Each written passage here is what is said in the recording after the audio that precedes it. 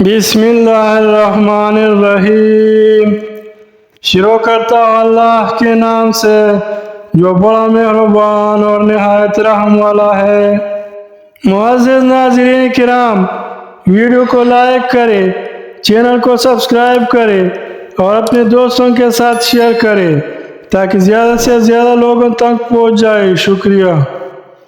حضرت ابو ہریرہ رضی اللہ عنہ بیان کرتے ہیں، رسول اللہ صلی اللہ علیہ وسلم نے فرمایا، اللہ نے اولاد آدم پر اس کی زنا کا حصہ لکھ دیا ہے جیسے وہ ضرور پا کر رہے گا۔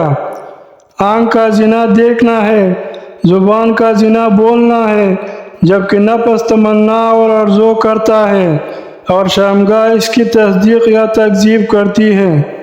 حضرت علی رضی اللہ عنہ بیان کرتے ہیں، رسول اللہ صلی اللہ علیہ وسلم نے فرمایا، تم میں سے ہر ایک کی جہنم میں اور جنت میں جگہ لکھ دی گئی ہے۔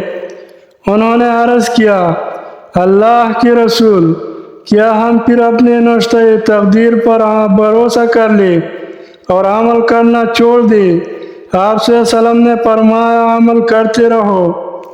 ہر ایک کو جس کے لیے اسے پیدا کیا گیا ہے میسر کر دیا جاتا ہے۔